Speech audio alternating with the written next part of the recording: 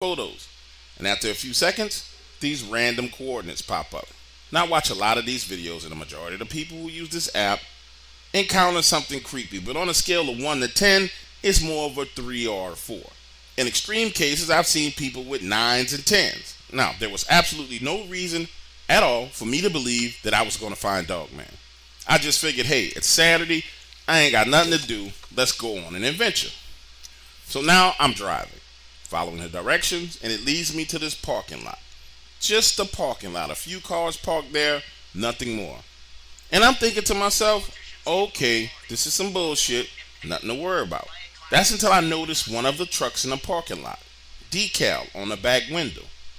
A simple silhouette of a wolf head with the words, "Bad Wolf." I say to myself, okay, that's strange, but it's not Dogman, so I head to the next spot. The next location, 18, 20 miles away, small road right off Highway 49 in Sanford, Mississippi. I get there, get out of the car, and nothing's going on. Everything seems normal. Get back in the car, going to the next point, and it tells me to drive to Carrollton, Mississippi. Now, this drive to Carrollton ain't no short drive, but like I said, it's Saturday. I have absolutely nothing to do, so I'm driving, listening to the radio. When I get to Carrollton, directions take me down Grenada Road to Highway 100, and it tells me to stop in front of these people's house. A random house on the side of the road, and the point of interest is on the back side of these people's property. Now, this is Mississippi, and in Mississippi, you don't just be wandering on the people's property. And there was absolutely no way I was about to knock on these people's door, tell them that I want to go onto the back side of their property because I'm following an app that's leading me to a freaking werewolf. That wasn't happening, not doing it, so I get back in the car and proceed to the next spot.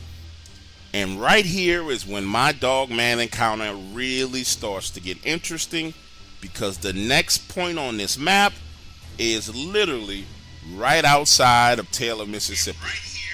Remember, I started in Hattiesburg. This is a lot of freaking driving. Now I'm headed down these back roads to Taylor, Highway 35 to Chastones, and Highway 32 to 315, and I get to number 4 Club Road. And it stops me right along this right-of-way directly underneath the power line next to this body of water. Understand, I get out of the car, it's still broad daylight, but it is creepy as hell in this location. Listen, I'm less than a mile from that Highway 315, but you can't hear any cars. I'm alone on this right-of-way. And if you don't believe me, pull up Google Maps and look it up yourself. The app led me directly to that spot. As I get out of my car, I'm saying to myself, okay, this is definitely Dogman territory. And it was creepy, like I said, but nothing was happening. So I started walking around. I get about 40 to 50 yards away from my car. Driver's side door left open, car still running. Then shit starts to move in the trees. And when I say move in the trees, I mean something up in the trees starts to move. I ain't talking about like a squirrel running around in the trees. No birds fluttering around in the trees either. The top of the freaking trees starts swaying back and forth and moving. Standing there, looking at the trees, moving back and forth like something is jumping from tree to tree, saying to myself, holy shit, what did I get into?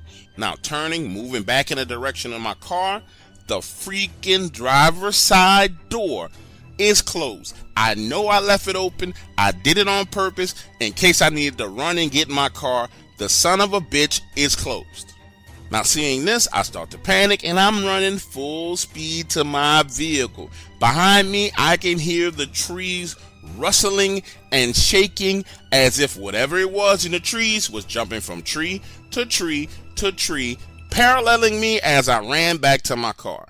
When I get to my car door, the fucking door is locked. Again, I left this car door open, the car running. There was no reason for my car door to be closed or locked. Now I'm there, yanking on the door handle, panicking, when I realize, holy crap, I have the electronic key to my car in my pocket. Listen to me when I tell you, I damn near broke my thumb hitting that button trying to get the car door open. Once I got into the car, foot on the gas, spinning around, damn near slammed into the transmission pole, trying to get the hell out of there. When I finally got away from the area, pulled over on the side of the highway just to get my wits about myself, Now, looking back on what happened, the one thing I can tell you is I am freaking glad that I did not make the mistake of going to that very same spot after dark. Because I'm not sure that I've been able to get my ass back up out of there alive.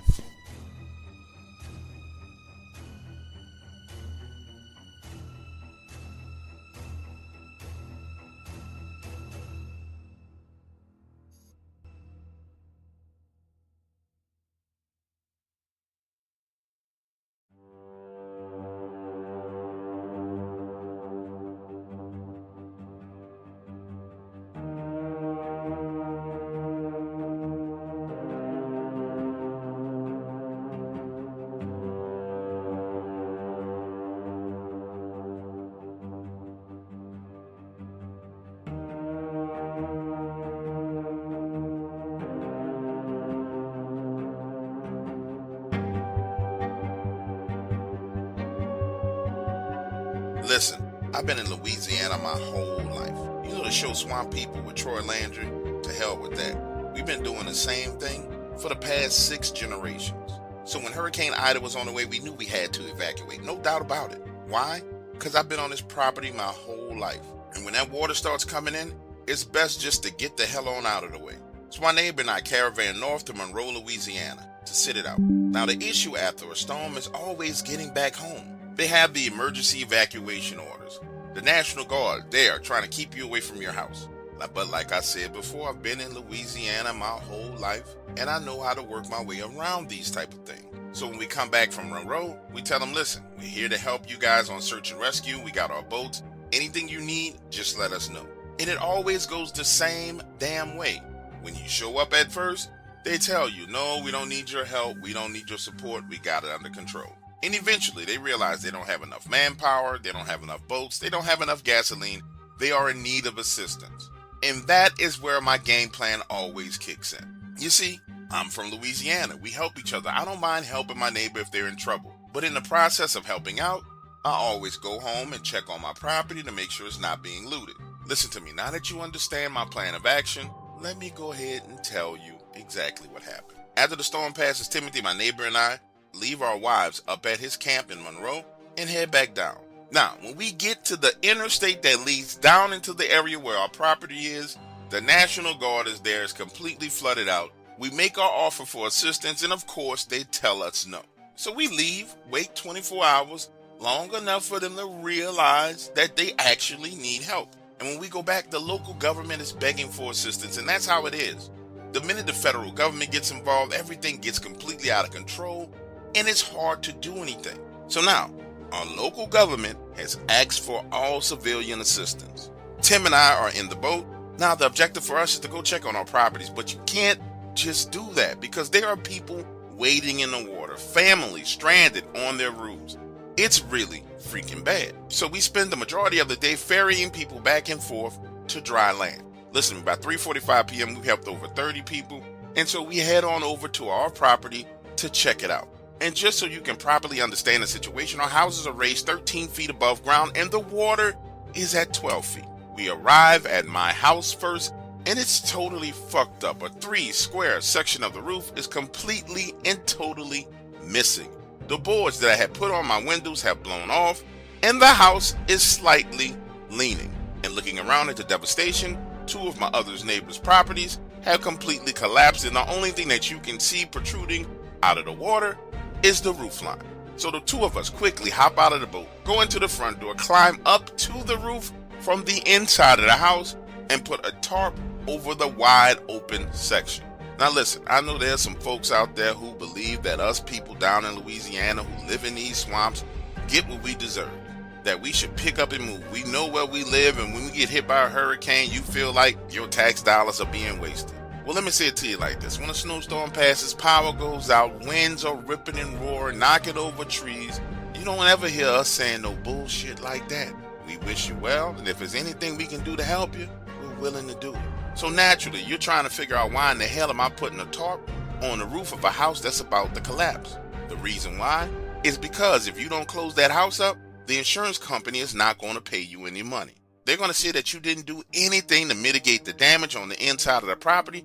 Therefore, they won't be paying for it. How do I know? because I live in Louisiana and I've been through this hundreds of times. So, like I said, the two of us are on top of the roof, placing a tarp, understanding and knowing that there's no way in hell that this tarp is going to hold if we get a strong wind gust, but at least we tried. Therefore, the insurance company can't deny any damn thing. From there, we get in the boat, head about a half a mile down to Tim's place, and that's when shit starts to get really, really crazy. You see, his house is still standing, but because of the floating debris that was congregated around the stilts of his property, we had to come in around the back side of the house. So now we're riding along the left side of the house, moving branches and tree debris, and that's when I noticed what looked like something or someone moving on the inside of his house. Let me paint the picture for you. I'm steering the boat, Tim is at the front end, we're coming around the back side of his house, turning the boat while he grabs his back porch and pulls us along. And when we get to the back side of his house and take a look at his back door, oh, you can tell some shit done went drastically wrong. Everyone knows exactly what a door frame is supposed to look like. You probably walked through 10 door frames today alone. Well, we're there on the boat looking at his door frame, and the right hand side of his door frame is broken. And what I mean by that, it's almost as if something just took the right side of that door frame and pressed and folded it in. Now remember, I just saw something move inside of the house through one of Tim's windows. Now we're on the back side of the house, and it looks like the Hulk has tried to push his way into the back door.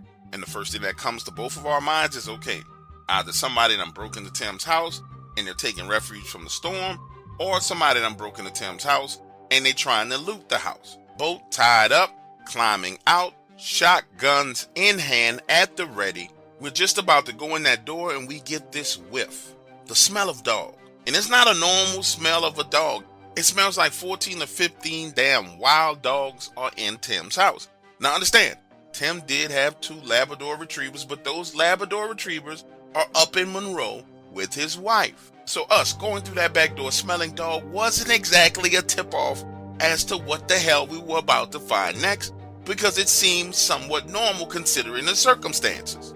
I go in first, his back door is connected to his laundry room. From there you go to the right and make a left into the kitchen. Well, my pants legs get caught on the edge of his dryer because shit in that laundry room is jostled and moved all over the place.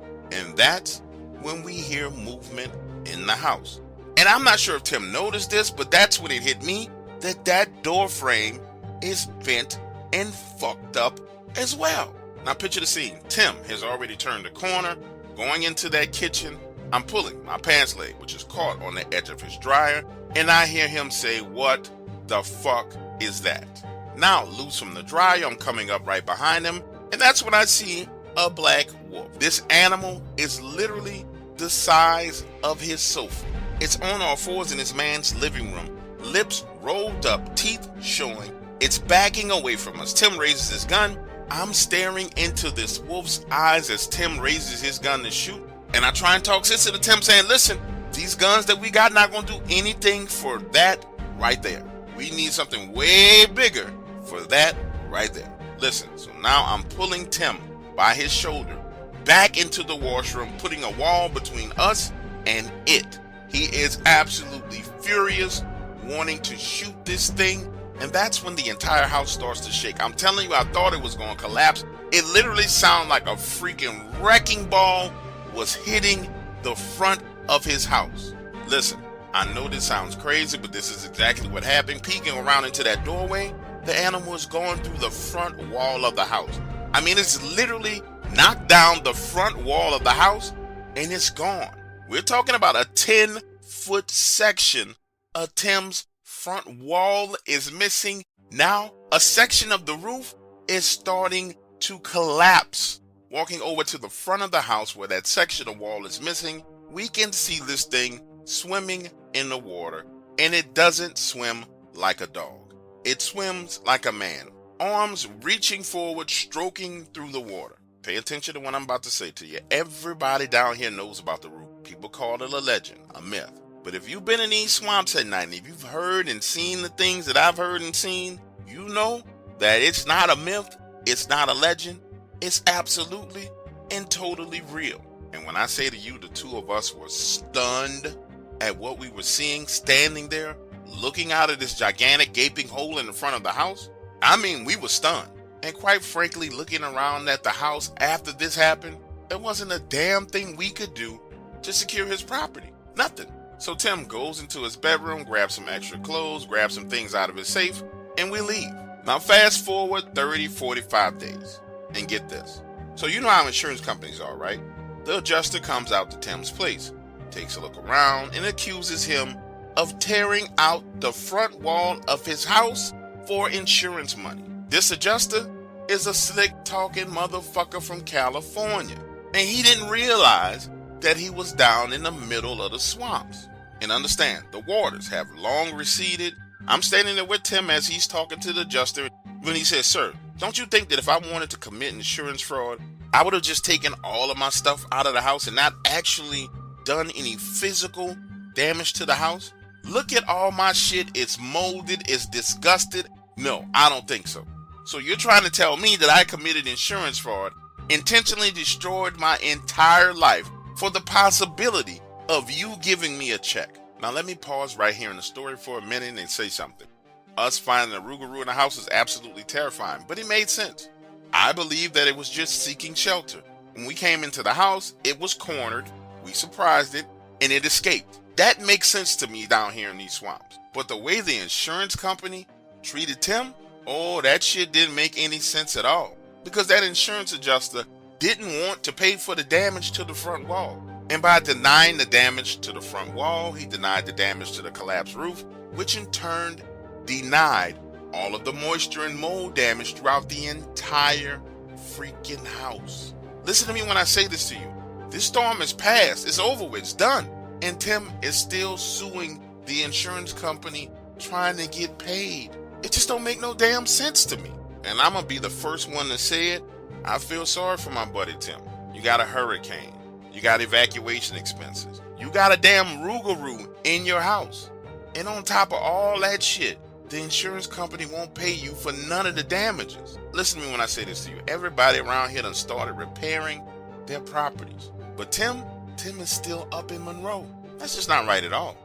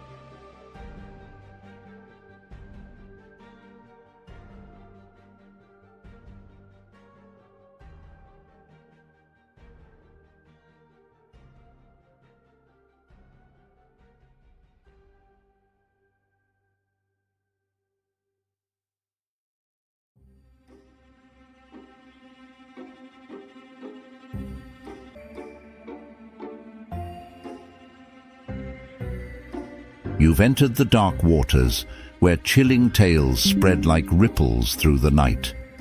I'm your guide, Andrew, drifting into the shadows to bring you true stories of the paranormal and unexplained. We shine a light on the things that lurk in the darkness, from hauntings and cryptids to psychic phenomena and UFO sightings. No scary story is too strange or terrifying for Dark Waters Radio. If you have a bizarre, creepy, or downright bone-chilling true tale you want vetted and featured on the show, leave a message at 504-326-4268, along with your contact information. I'll delve deep into the facts behind your experience before producing your story for the show. But for now, sit back and let the terrifying tales begin. Open your mind to new realms of mystery as we explore the dark waters of the paranormal. Just be warned, you may never look at the shadows the same way again after this journey into the unknown. The dark tide rises tonight.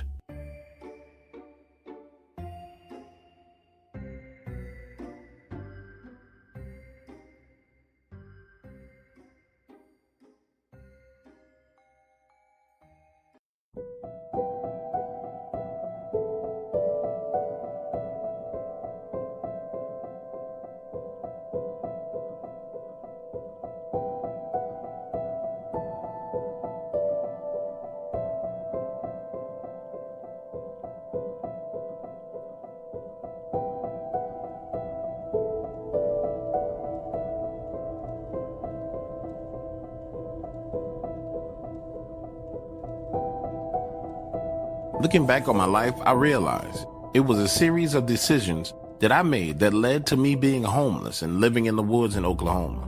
You know, so many people refuse to take responsibility for their actions. And it wasn't until I decided to take responsibility that help came along. Call it the way of the universe or divine intervention.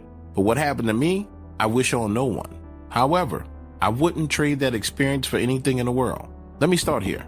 I was always comfortable outdoors. As a kid, I spent days alone in the woods when my dad would get drunk and have one of his spells. I'm talking about violent spells of beating me senseless and thrashing things around the house. Now, I don't blame him. Father was a good man until one evening him and my mother went out for dinner. He had too many drinks, drove home. They had an accident. He survived and she died, right there in his arms, impaled by a piece of glass from the windshield. My father found himself in a position where he was helpless to save her. After that, the man was never the same. The guilt of the decision that he made changed him. You see, guilt works that way, you know. It clings to you like a backpack full of bricks that you can never take off. It was after the funeral that all the drinking started, and it just got worse. And I think that it was looking at me reminded me of her so much that he couldn't take it and he would lash out, drink until he could barely walk, and then beat me. And we're talking about a beating for any reason. So when I was 13 years old and he started drinking, I started to seek safety in the woods, and you can always tell when he was about to go on one of his drinking binges. Dad would just get quiet. He would just come home from work and sit there silently, staring at the TV, wouldn't say a word, didn't care about making dinner, didn't care about anything. The next thing you know, he was out of the door and he came back home drunk. And the worst times was always around the anniversary of my mom's death. He wouldn't work, he wouldn't eat, all he would do was just drink. Those days, around that time of year, I would spend days in the woods alone, in a tent, had my fire, used to steal money from his wallet to buy food and cook. Now listen, every time I've ever shared my life story with people, it brings them to tears. But I need you to understand something. As a young kid, in many ways, you're helpless, and so you're forced to adapt and adjust to these things. But after that, stuff just got worse. I come home one day and find my father's lifeless body laying on the sofa, a bottle of pills on the floor. Dad had killed himself. And I was forced to move in with my auntie and her kids. And that in itself was a huge problem. However, at their house, there was no drinking, which was great, but there were these super strict rules. And the addition of another kid into the household meant their finances were stretched. So when I was 17, I ran away, started living in the woods, doing odd jobs. Eventually, I became a male prostitute. That lasted for about a year until one of those crazy bastards tried to kill me. Understand, it was him or me. And I wasn't dying, so I left him there bleeding out on the motel floor and moved back into the woods. I remember my 19th birthday like it was yesterday. I was hungry, scared, and living in a homeless encampment full of drug addicts. Me, I never did drugs, never drunk, couldn't bring myself to do it after seeing what it had done to my family. But that day, code enforcement came out and broke up the camp saying it was too close to the city, and people were complaining. It was all kind of weird because they didn't come out and say, hey, we have a place for you to live. We have a homeless shelter to move you into. They just wanted us away from the public's view. They came out there with food, water, toothbrushes, all kind of things. Got my hopes up high saying maybe, just maybe, there's somebody who can really help us. But no, they just wanted to find another place to hide us. I still remember standing there thinking to myself, you know what? You could just go work at a gas station, try and get a job, do something other than be depressed and live in these woods all freaking day long. The sight of them taking shopping carts and forcing people to pack up. And I remember making a decision to just go deeper into the woods and be on my own. My only concern was there was safety in numbers. Yeah, of course. A lot of them were drug addicts, but once you got to know them, they were pretty good people and they would look out for you. Now, they might steal from you, but they wouldn't let anybody just come in and hurt and harm someone in their community. Now, as people were packing up and preparing to be scattered all over the place, the local drug dealer comes out there. Yeah, the drug dealer was out there with the police and the code enforcement crew. And when I tell you this guy was a slime ball, I mean, he was a pure slime ball, the kind of guy that preferred sexual favors more than money. Now, as I'm packing up and starting to move off, he says, hey, now you know people don't go much further off into these woods. There are things out there in these woods, and you should just come work for me, you know? I'll take good care of you. And when he said good care, what he meant was I would be his boy toy. And I wasn't having it. So I left, moved 2 miles deep into the woods, found a nice spot, and made camp. That night, I slept well, thinking I need to try something, anything, get a job, do something. That following morning, I had a dream that my dad was alive, and he was no longer a drunk, and he was talking to me, apologizing to me for what he had did. But I knew it was a dream. There was no way that man would ever apologize. He never did. By the time I woke up, the sun was just rising. And when I stepped out of my tent, I saw it right there, less than 30 feet away, down on all fours, this giant wolf.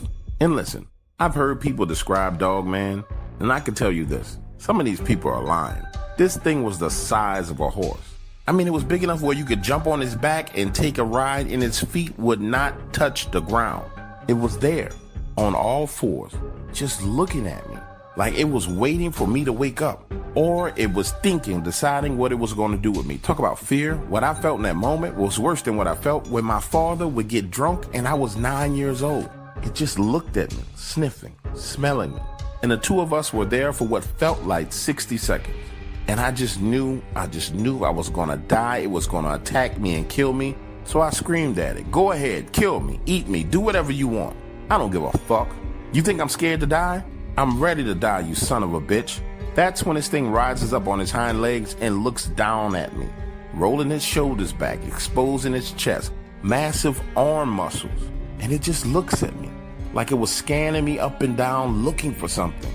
That's when it shakes his head, snorts mucus out of his nose, and turns and walks away using its arms to move tree branches out of the way. Listen to me when I say this to you. I fall to the ground, seated Indian style, and cry. And I remember that cry. It was more than just being afraid of Dogman. It was everything. Everything I'd ever experienced welled up inside of me. The disappointment, the fear, the death, the sex, the whole 9 yards. All those emotions at once, all coming out of me. Then I blacked out. And when I woke up, I was awakened by the pain of ants biting me all over my legs. And it was right then and there in that moment that I decided I wasn't coming back out here. I would take my chances on the streets before I ran into that thing again. So I packed up and went into town. I'm setting up on the sidewalk when this guy walks up to me and gives me $25. Says, God bless you and make sure you get something to eat. Over the next few days, I watched as people walked by going about their lives and wondered what they did during the day. Did they have families, children? Looking at women and wondering if their husband was cheating on them. Watching kids go to school thinking, do their parents worry about them when they leave the house? Then I decided to just give it a try, ask for a job, and to be honest about my situation. I went to the local temp agency, told them that I was homeless and I needed work, any work. That woman got me a job at a warehouse the same day. She also gave me $100 cash out of her purse and a number to a friend of hers who ran a shelter where I could spend 2 weeks until I got paid. So I looked at it as a blessing. I did it, called the number, and for the first time in years, I slept in a bed and had a private room. Then I started working. Understand, it was back-breaking work. Heavy boxes hot inside the warehouse. But 3 months later, I was in a studio apartment and off the streets. My life had completely changed. Now, I don't give credit to Dogman for the changes at all. However, I always find myself wondering, why did this thing walk off? Was it having mercy on me? Did it actually understand the words that were coming out of my mouth? Or did it realize that there was no hope for me? I'll tell you what I do believe. I do believe that it had scented me, and that when it blew its nose, it was removing my scent. Maybe it was coming over to see who it was that moved into its territory and try and figure out if I was a threat or not. I'm not sure what was going on, but what I can say to you is this. My life is better. And I've seen a psychiatrist and talked about the past. And I hope to have a family of my own someday. I'm now 24 years old. And after doing a whole bunch of talking to my psychiatrist, I realize and understand that I don't have to be like my father. And I refuse to be like him. Don't go anywhere. Up next, we have another tantalizing tale of horror. What would you do if you encountered a dogman in broad daylight? Would you run or stand your ground? Let's find out what Timothy from North Alabama did when he encountered sheer terror in the woods. Though werewolves are thought to only transform at night, sometimes horror doesn't keep to the rules. Timothy, a schoolteacher, was convinced he was being stalked by something sinister during his hike. The feeling of being watched from the shadows wouldn't leave him alone. Little did he know, the legend of the Dogman was very true and very much flesh and blood. While hiking one afternoon, Timothy came face to face with the beast in broad daylight. Stay tuned to find out what Timothy did when terror struck on that fateful hike into the northern Alabama woods. Sometimes legends have claws, and they don't just come out at night. Timothy's harrowing Dogman encounter story is coming up next.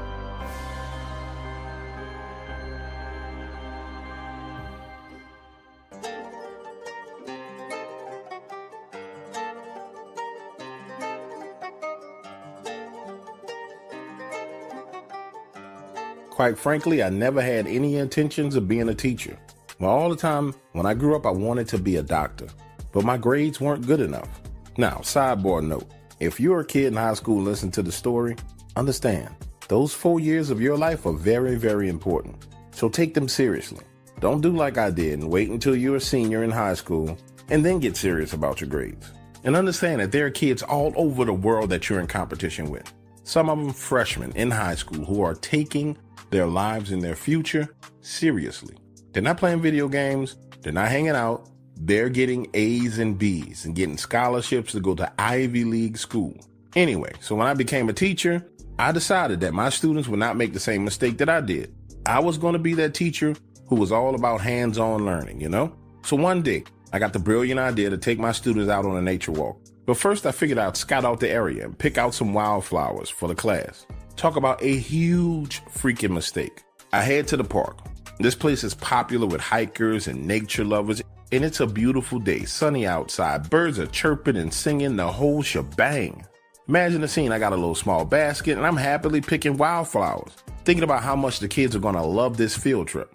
But right then and there, the atmosphere changes. The air gets heavy, and the forest goes silent. No birds, no insects, nothing. Just pure and utter silence. It was the weirdest thing I've ever experienced. And I knew there was some type of trouble when this tingling sensation ran up the back of my neck. And I felt like I was being watched. Now, I'm talking to myself, trying to shake it off, saying, okay, it's broad daylight outside. Looking around, I don't see nothing. Stop freaking out and being paranoid. So I go back to picking flowers, right? And that's what I hear, what I wouldn't really describe as a guttural growl.